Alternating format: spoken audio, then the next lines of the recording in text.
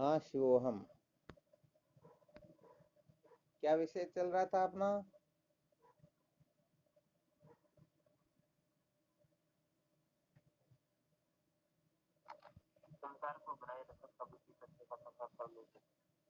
संसार को बनाए रखकर कभी भी सत्य का साक्षात्कार नहीं किया जा सकता, यही चल रहा था ना।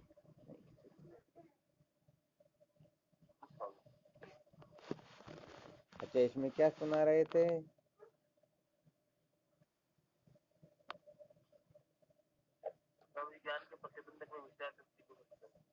ज्ञान के जो प्रतिबंधक है, उन प्रतिबंधकों पर कैसे विजय प्राप्त की जाए, उन पर कैसे प्रतिबंध लगाया जाए, उनसे कैसे छुटकारा प्राप्त किया जाए। क्योंकि जब तक प्रतिबंधकों की निवृत्ति नहीं होती है तब तक ज्ञान होने वाला है नहीं, और जब ज्ञान नहीं होगा तो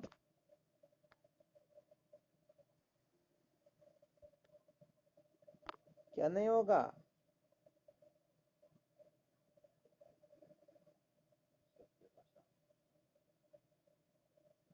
सत्य का साक्षात्कार नहीं होगा, और सत्य को जाने बिना, सत्य के साक्षात्कार बिना कभी भी दुखों का अंत होता ही नहीं।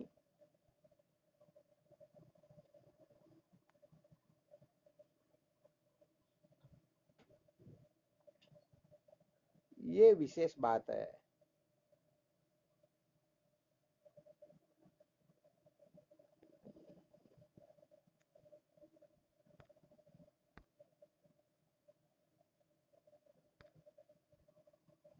ये तो बिल्कुल करेक्ट है ना।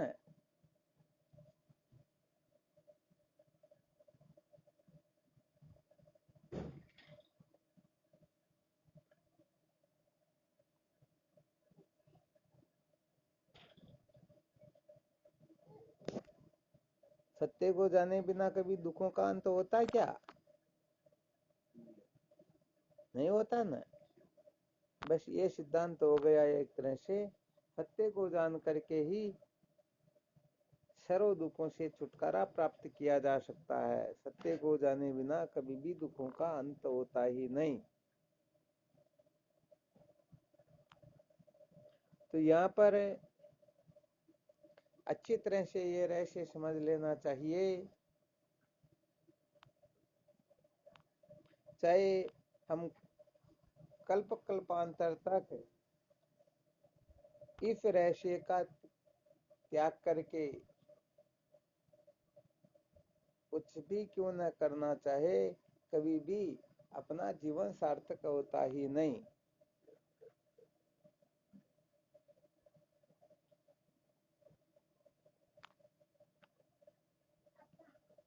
अच्छा, आवाज आ रही है ना?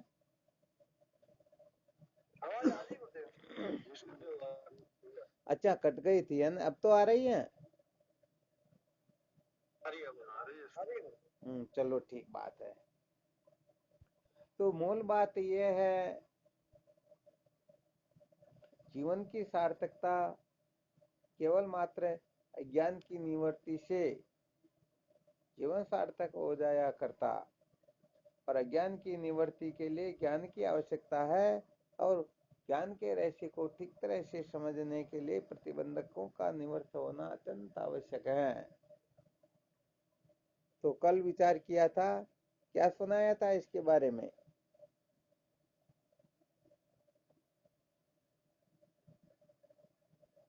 मुझे ज्ञान की भूमिका बता दो।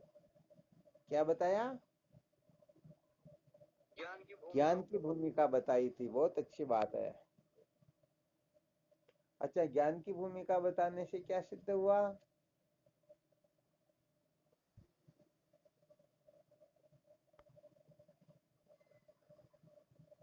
क्या रहस्य निकला इससे?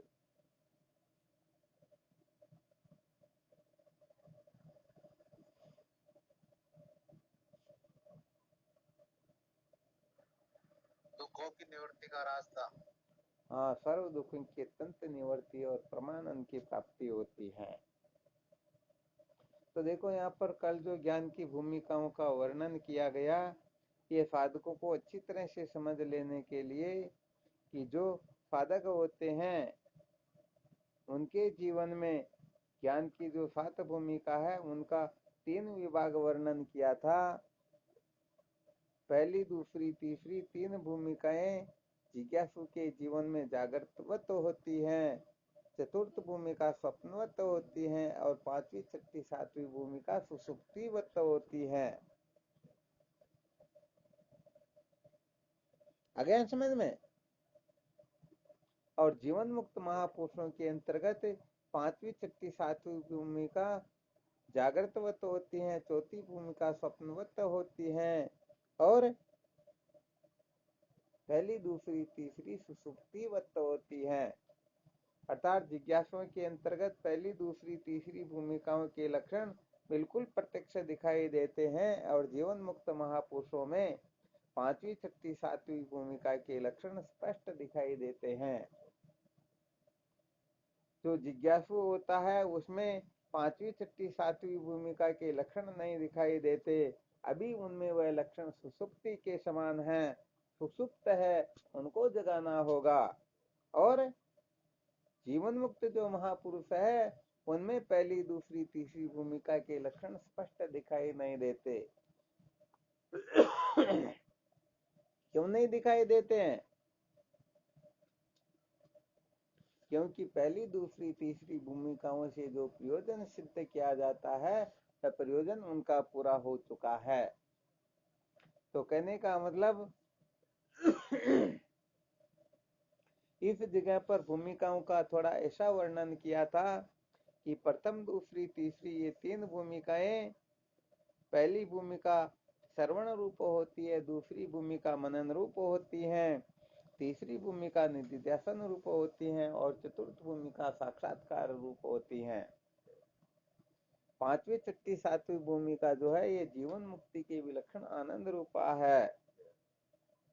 तो यहाँ पर जिज्ञासुओं के अंतर्गत यदि पहली, दूसरी, तीसरी भूमिकाओं के लक्षण दिखाई नहीं देंगे तो समझ लेना चाहिए सचमुच में वह जिज्ञासु है ही नहीं। अरे भाई, सीमा के ऊपर लड़ने के लिए चले गए और साथ में साधन नहीं है तो बताओ लड़ पाएंगे क्या? नहीं लड़ पाएंगे। हाँ, बिना साधन के साध्य की प्राप्ति नहीं होती है।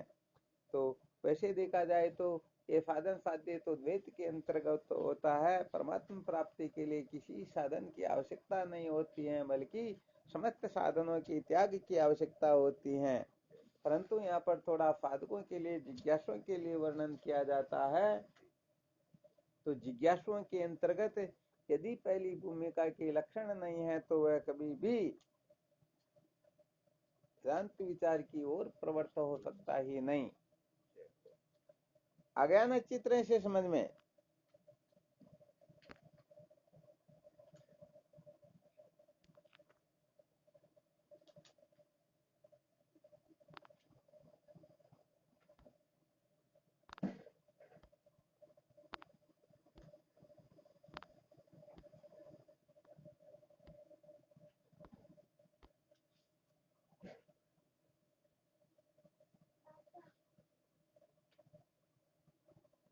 तो साधकों को ये थोड़ा रहस्य अच्छी तरह से समझ लेना चाहिए कि कम से कम अपने जीवन में प्रथम भूमिका के लक्षण तो प्रकट हो ही जाए। तो ये प्रथम भूमिका के लक्षण कब प्रकट होंगे? जब हम इन प्रतिबंधकों के ऊपर विजय प्राप्त कर लेंगे। अर्थात जब तक विषय शक्ति के ऊपर विजय प्राप्त नहीं होती है, क्योंकि पहली भूमिका में जो लक्षण बताए गए हैं, क्या बताए गए हैं लक्षण?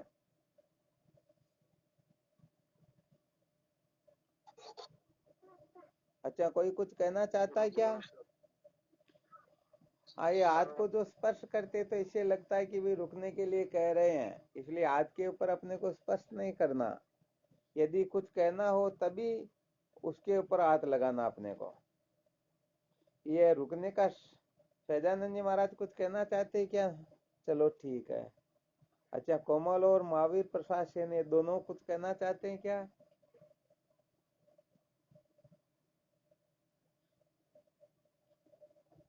हाँ, जब कुछ कहना हो ना तभी अपने को उस बात के ऊपर स्पष्ट करना ताकि पता रहे।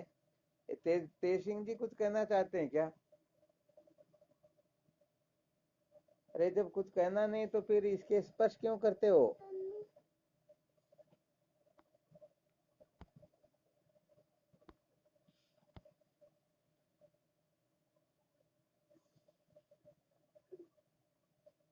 हाँ तेज सिंह जी महाराज बोलो, क्या कहना चाहते हो?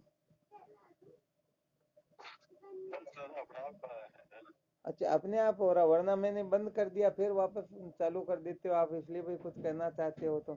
ये नया शायद इसमें कुछ जुड़ा है। यदि कोई फादर कुछ कहना चाहते हैं तो ये हाथ उठा लेते हैं कि भाई रुको थोड़ी देर के लिए, मैं कुछ कहना चाहता हूँ। यदि किसी को कुछ नहीं कहना तो इस हाथ वाले फंक्शन पर बिल्कुल भी अपने को स्पष्ट नहीं करना, ठीक है ना?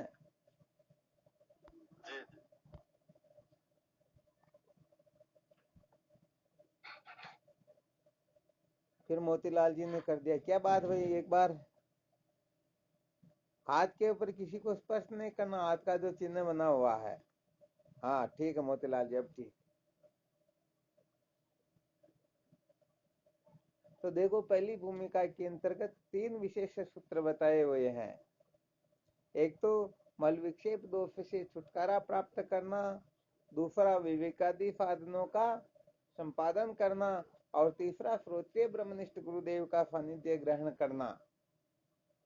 तो यहाँ पर हम क्रम से इस बात को समझने के लिए श्रोत्रिय ब्रह्मनिष्ठ महात्माओं का जब सानिध्य प्राप्त होगा उससे पहले कुछ शर्तें होती हैं, विवेकादि साधन जागृत हो उससे पहले कुछ शर्तें होती हैं, और अंतःकरण शुद्ध हो उससे पहले कुछ शर्तें होती हैं। तो अंतःकरण की शुद्धि से पहले क्या करना होता है, तो यहाँ पर देख लेना चाहिए अंतःकरण किससे पवित्र होता है और इसे पवित्र करने के लिए क्या करना होता है। इस बात का यदि विचार करके देखे तो केवल और केवल मात्र ध्यान देना अच्छी तरह से, इस सूत्र को कभी विशेष रूप से समझाएंगे। अंतःकरण जो है चिंतन के सिवाय और कुछ होता ही नहीं। अतः जिनका चिंतन शुद्ध होता है समझो उनका अंतःकरण शुद्ध होता है, और जिनका चिंतन अशुद्ध होता है उसका अंतःकरण अशुद्ध ही होता है। शुद्ध किसे कहते हैं, शुद्ध किसे कहते हैं? अशुद्ध का अर्थ होता है जिसमें कोई वस्तु मिली हुई हो, और शुद्ध कहते जिसमें कोई मिलावट न हो, अशुद्ध कहते जिसमें किसी प्रकार की मिलावट हो। विचार करके देख लीजिए, परमात्मा के सिवाय ऐसी कोई वस्तु है जो बिल्कुल शुद्ध हो?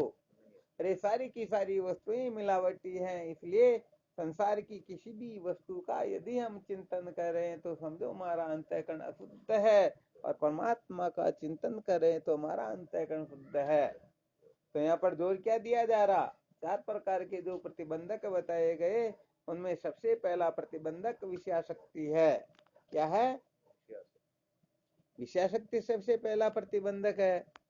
तो बताओ, विषय में यदि आसक्ति होगी तो फिर विषय का ही चिंतन होगा या कोई दूसरा तीसरा चिंतन होगा? हाँ, विषय के सिवाय और किसी प्रकार का चिंतन होने वाला है ही नहीं। देखो थोड़ा इसको और विशेष रूप से देख लेते हैं कि विषय के चिंतन से या विषय का चिंतन कैसे होता है, इसके मूल में कहाँ से ये शुरुआत होती है, तो थोड़ा उसका रहस्य समझ लेंगे। तो सच्ची बात यह है कि किस जगह अपने को अंकुश लगाना चाहिए, वह अंकुश लगा करके हम इसके ऊपर विजय प्राप्त कर सकते हैं।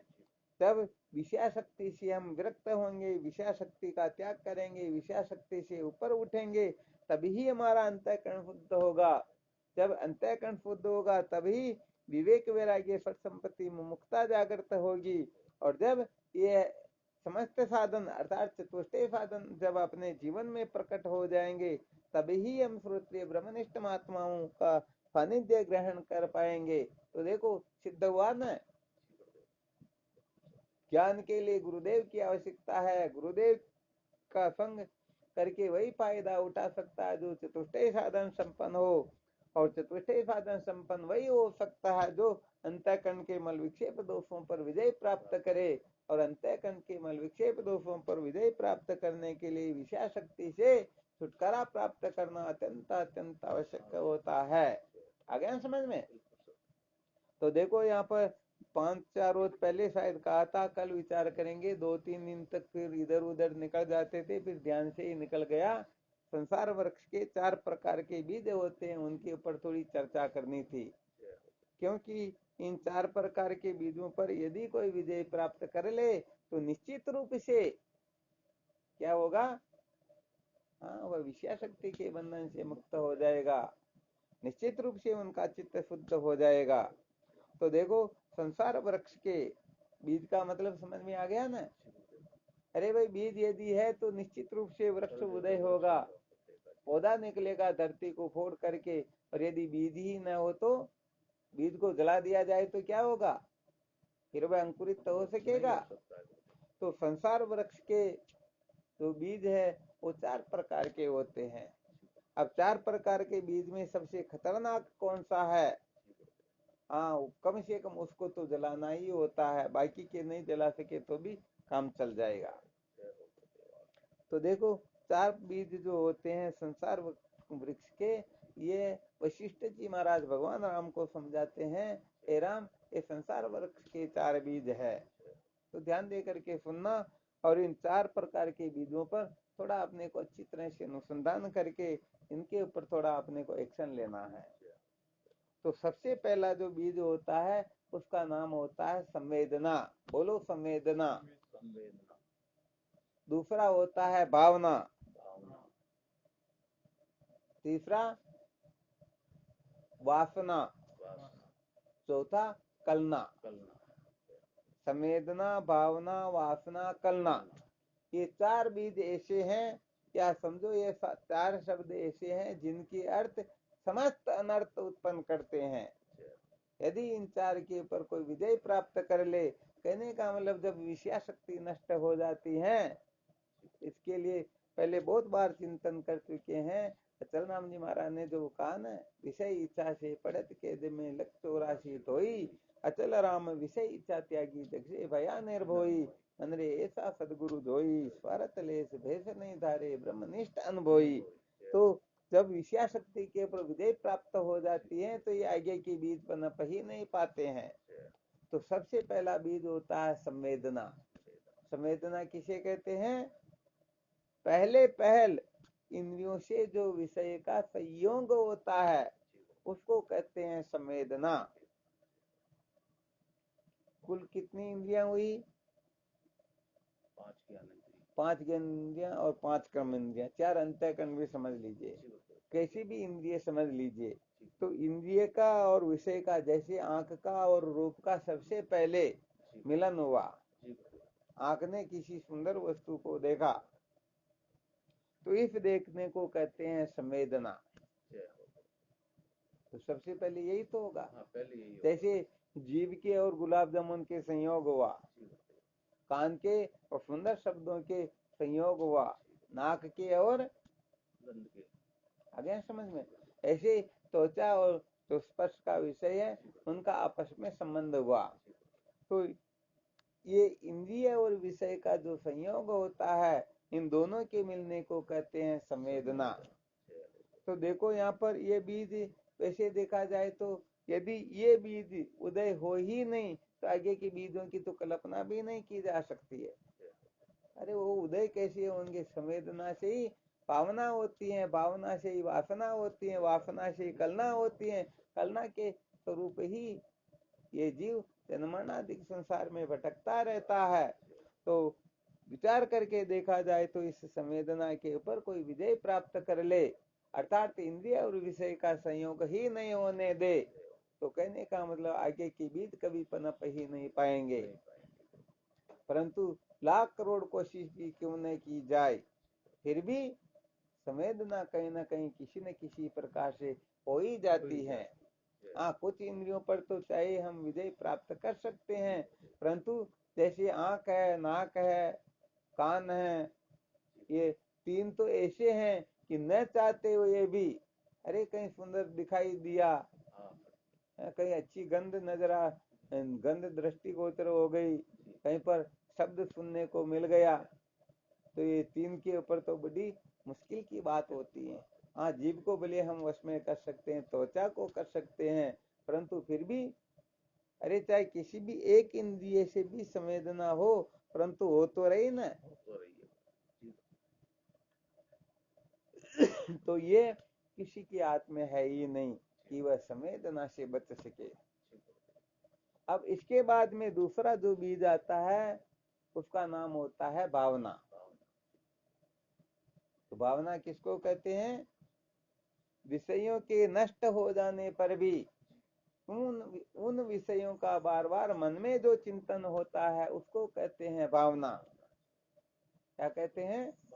भावना। ध्यान देना, सबसे खतरनाक यही निकलेगा। हाँ, इसको जलाए बिना, इस पर विजय प्राप्त किए बिना कुछ भी काम चलने वाला है ही नहीं। तो देखो, संवेदना जो है इंद्रिय और विषय का संयोग हुआ, कुछ समय के लिए हो गया, 1 सेकंड 2 सेकंड 5 सेकंड 1-2 मिनट के लिए, 5 मिनट के लिए। अब वह विषय निवृत्त हो गया, विषय अपने सामने नहीं है, परंतु क्या होता है, अब उस विषय का मन ही मन में चिंतन किया जाता है। कितना मजा आया, कितना अच्छा लगा। ये जो मन ही मन में बार बार चिंतन किया जाता है, इस चिंतन को ही तो भगवान कृष्ण ने गीता जी के दूसरे अध्याय के 62वें 63वें श्लोक में बहुत खतरनाक बताया है। आ गया समझ में? इसके लिए पहले चर्चा की जा चुकी है। वैसे तो ध्यायतो ईशान संगस्ते सुपजायते संगात संजायते काम कामात क्रोधो अभिजायते क्रोधाद भवति समूह समूहात स्मृति ब्रह्म स्मृति ब्रह्म बुद्धि नाशो बुद्धि नाशात प्रणश्यति। हे अर्जुन, विषयों का चिंतन करने से विषयों में आसक्ति हो जाती है, आसक्ति से कामना उत्पन्न होती है, कामना में विघ्न पड़ने से क्रोध होता है, क्रोध होने से मूढ़ भाव हो जाता है, मूढ़ भाव होने से बुद्धि शक्ति का स्मृति में भ्रम हो जाता है, स्मृति में भ्रम होने से बुद्धि शक्ति का नाश हो जाता है, और जब बुद्धि शक्ति का नाश हो जाता है तो ये अपनी स्थिति से गिर जाता है। आ गया समझ में? तो देखो क्या होता है, इंद्रिय और विषय का जो संयोग है ये अपने हाथ में नहीं है, परंतु ये इनके जो संस्कार है अर्थात तो उनका बारंबार जो चिंतन है ये तो अपने हाथ में है ही है। यदि हम उस विषय का बारंबार चिंतन करेंगे, खाते पीते उठते बैठते सोते जगते चलते फिरते सदा सर्वदा उसी का चिंतन करेंगे, कितना मजा आया कितना मजा आया कितना मजा आया, ये चिंतन यदि चलता रहेगा तो सच्ची बात ये होगी कि ये दूसरा बीज जो है उसे सदा सदा के लिए मिट्टी में मिला देगा। अब ये मिट्टी में कैसे मिलाएगा? जैसे ही ये दूसरा बीज परिपक्व होता है तुरंत तीसरा बीज प्रकट हो जाता है। कौन सा हो जाता है? और उसका नाम होता है वासना। तो वासना किसे कहते हैं?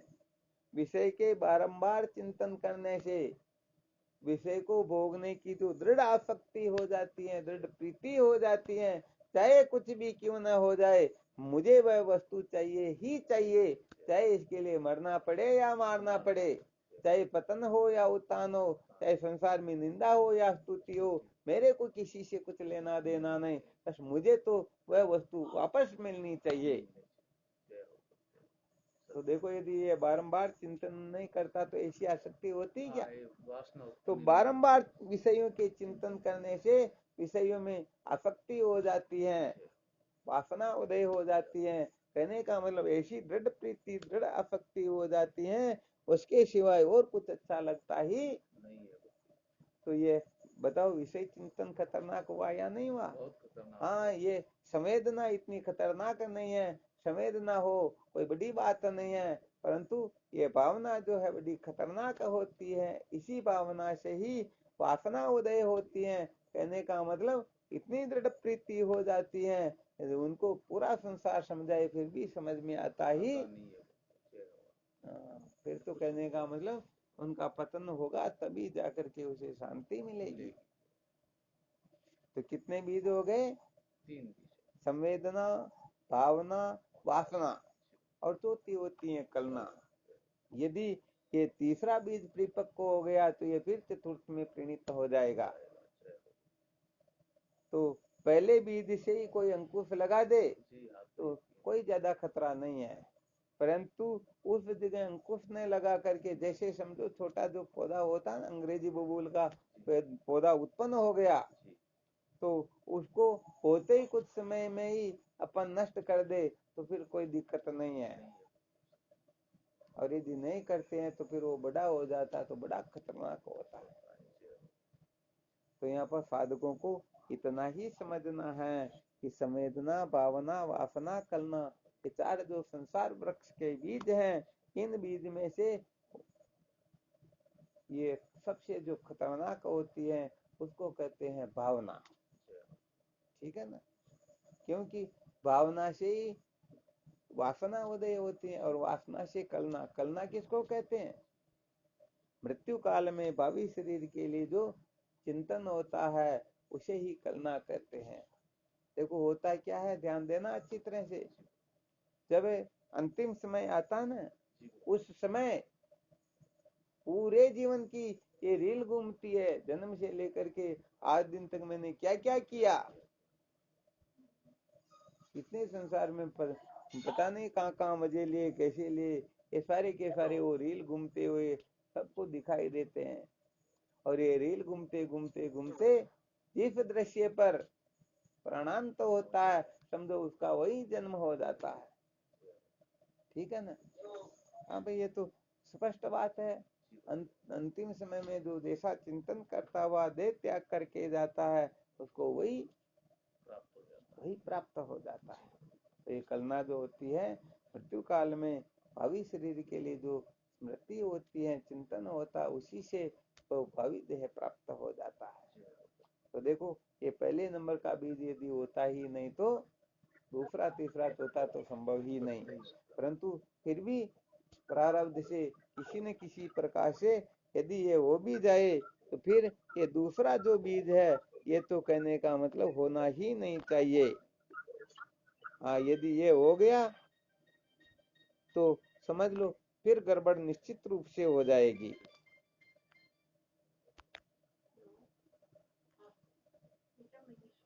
तो अपने को किससे बचना है? विषय चिंतन से बचना है। विषय का चिंतन क्यों होता है?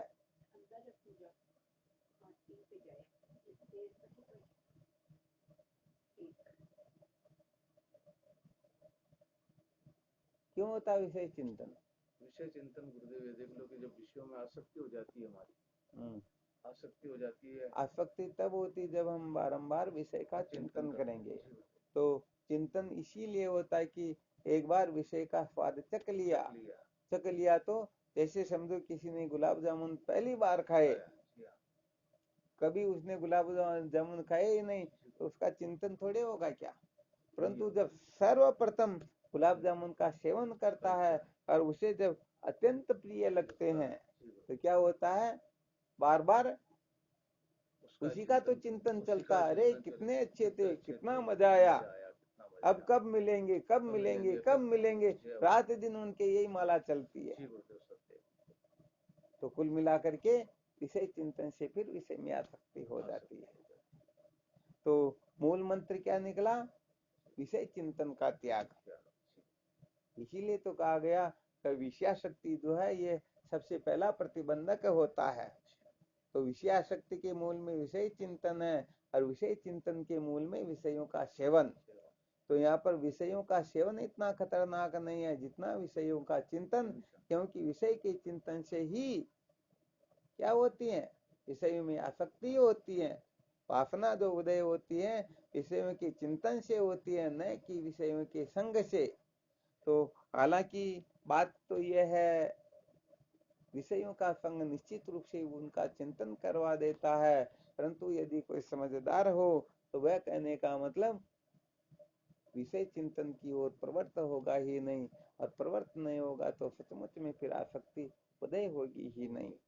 तो देखो विषयाशक्ति पर विजय प्राप्त करने के लिए ये दोनों ही रास्ते बता दे, या तो इंद्रिय और विषय का संयोग ही मत होने दो, और यदि इतना करते हुए भी कभी इंद्रिय और विषय का संयोग हो जाए तो फिर उनका बारंबार मन में ख्याल मत करो, चिंतन मत करो, बारंबार उनके चिंतन करने से, आवृत्ति करने से, महत्व बुद्धि करने से फिर निश्चित रूप से पतन होगा ही होगा। उनके पतन को रोकने वाला कोई है ही नहीं।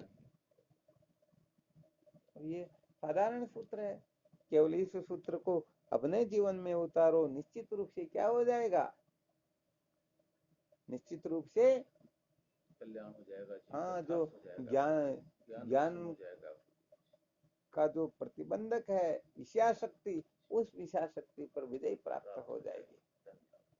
तो यहाँ पर जो बताया जा रहा है, विषय पर विजय प्राप्त करने के लिए नहीं कहा जा रहा है, क्योंकि ये शरीर जब तक रहेगा तब तक, ये पहले एक बार ताला और चाबी के दृष्टांत से बता दिया था, यदि ताला लगा करके चाबी को कहीं फेंक दे तो ताला भी बेकार हो जाता है। तो ये शरीर जो है विषयों के सेवन से ही चलता है, क्योंकि यहाँ पर भोजन करना भी एक प्रकार का विषय ही है।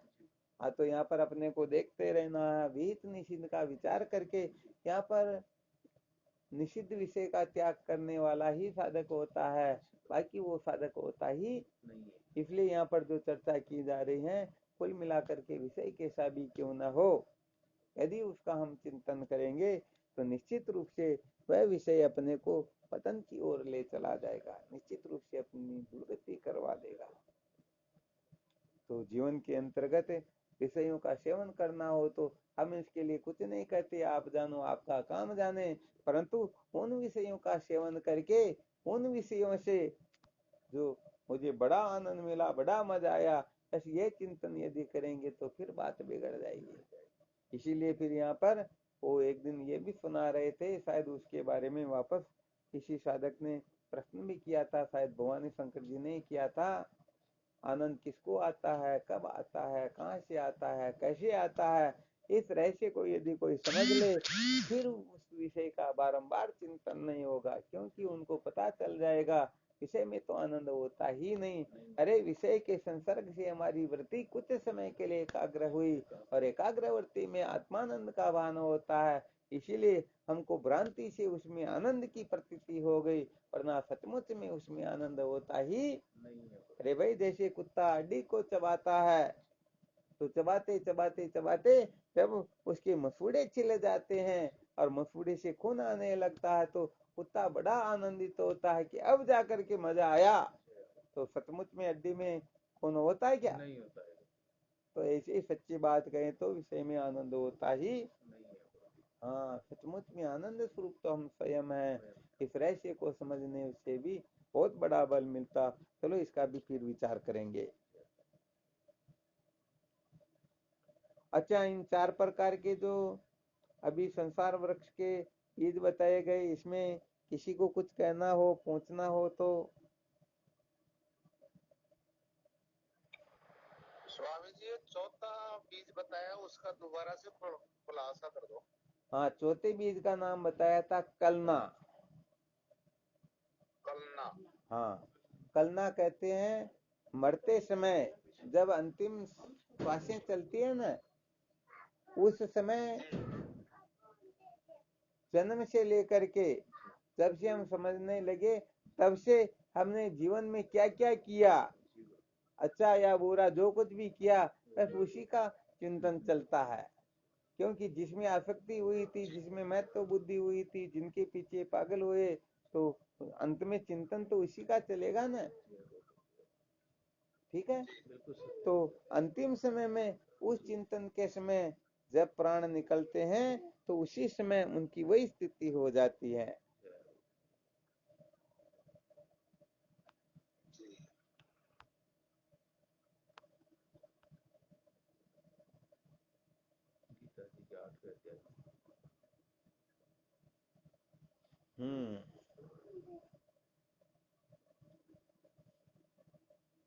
तो इन संसार वृक्ष के बीजों के बारे में थोड़ा और चिंतन मनन करना।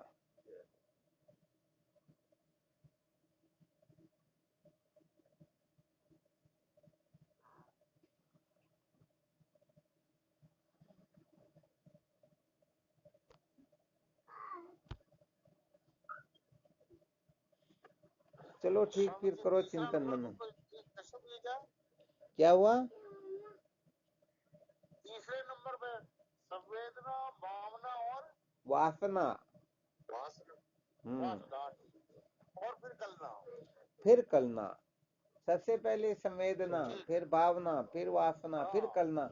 क्योंकि यदि इंद्रिय और विषय का संयोग ही न हो तो अपने को क्या पता कितना मजा आता है। तो सबसे पहले इंद्रिय और विषय का 14 इंद्रिय समझ लीजिए। तो 14 इंद्रियों में किसी भी इंद्रिय का जब विषय के साथ में संयोग होता है तो उस संयोग में जो आनंद की अनुभूति होती है, उस आनंद को पाने के लिए बार बार उस विषय का जो चिंतन किया जाता है उसी को भावना कहते हैं। और चिंतन के फलस्वरूप जब उस विषय में दृढ़ प्रीति हो जाती है उसी को कहते हैं वासना। दृढ़ आसक्ति हो जाती उसी का नाम वासना होता है। यदि दृढ़ आसक्ति न हो तो वासना भी नहीं होगी। हम कहने का मतलब बाजार में जाते हैं तो कितने लोगों को देखते हैं, परंतु उनका फिर कभी चिंतन करते हैं क्या? तो बताओ, चिंतन नहीं करते तो उनमें आसक्ति होती कि इनसे मेरे को मिलना ही मिलना है। तो यहाँ पर कुल मिलाकर के ये जो नेत्र, नासिका और कान जो दूर से ही न चाहते हुए भी इंद्रिय और विषय का संयोग हो जाता तो ये इतने खतरनाक नहीं है जितने खतरनाक ये बाकी के दो शेष रह गए, जीवा और त्वचा। क्योंकि इन दोनों के विषय के लिए तो क्या करना होगा? अरे लड्डू वगैरह उठा करके जो भी अच्छी वस्तु उठा के मुंह में देंगे तभी तो अनुभव होगा ना।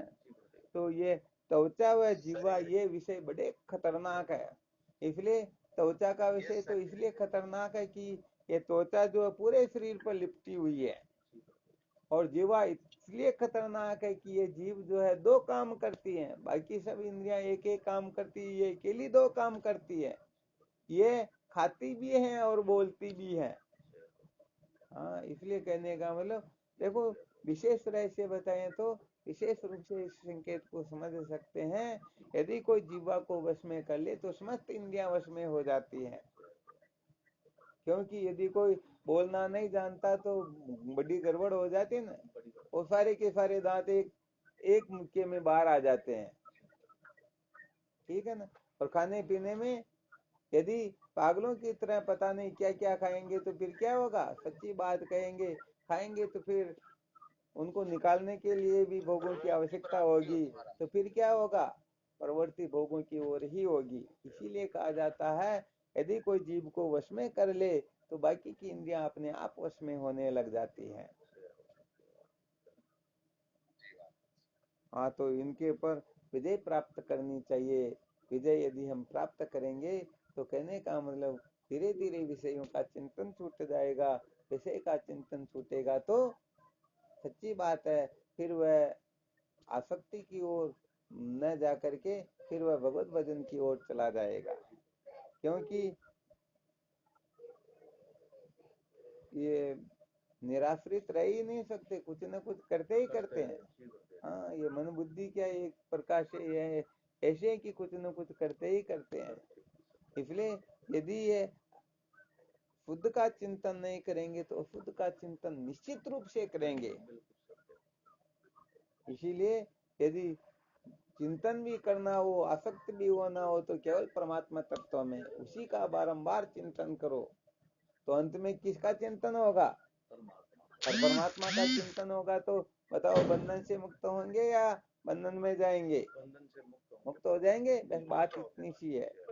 इसलिए सच्ची बात तो यही है, बहुत सारा लंबा चौड़ा न समझा करके सार इतना ही बता देते हैं कि केवल और केवल मात्र परमात्मा तत्व का चिंतन, इसी को अंतःकरण की शुद्धि कहते हैं। और परमात्मा को छोड़ करके संसार का चिंतन, यही अंतःकरण की शुद्धि होती है। और जब तक अंतःकरण शुद्ध नहीं होता है तब तक ब्रह्म विचार करने की योग्यता उसमें प्रकट होती ही नहीं।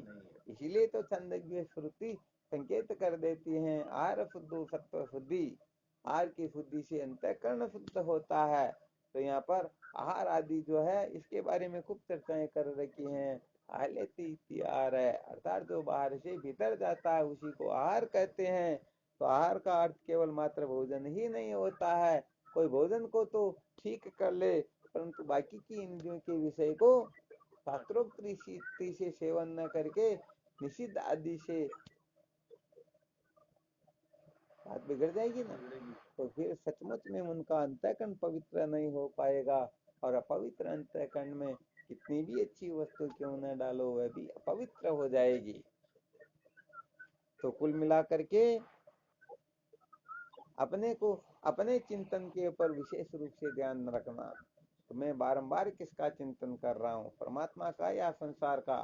संसार का चिंतन कर रहे हो तो समझो 4 प्रकार के बीज तैयार हो रहे हैं, और परमात्मा का चिंतन कर रहे हो तो 4 प्रकार के बीज समझो जल रहे हैं। अब जलाना या न जलाना ये अपने आज की बात है। हाँ, किसी को यदि सचमुच में सत्य का साक्षात्कार करना है तो भाई वह स्वतंत्र है, और दुखों के गर्त में गिरना है तो इसमें भी वह स्वतंत्र है। हाँ, इसमें कोई कुछ नहीं कर सकता है। चलो ठीक, फिर करो साधन भजन, है ना। कल फिर विचार करेंगे। शिवोहम।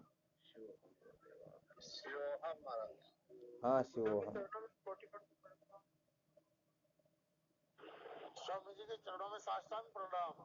हाँ शिवोहम। प्रणाम गुरुदेव, आपके पहुंच। हाँ प्रणाम शिवोहम। गुरु जी, कोटि कोटि प्रणाम। शिवोहम शिवोहम गुरुदेव को प्रणाम। शिवोहम। गुरुदेव साष्टांग दंडवत प्रणाम। शिवोहम। हाँ शिवोहम।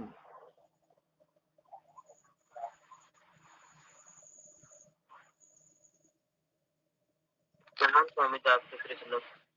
हाँ शिवोहम। शिवोहम गुरुदेव। गुरुदेव शिवोहम। हाँ शिवोहम। प्रणाम आप। शिवोहम।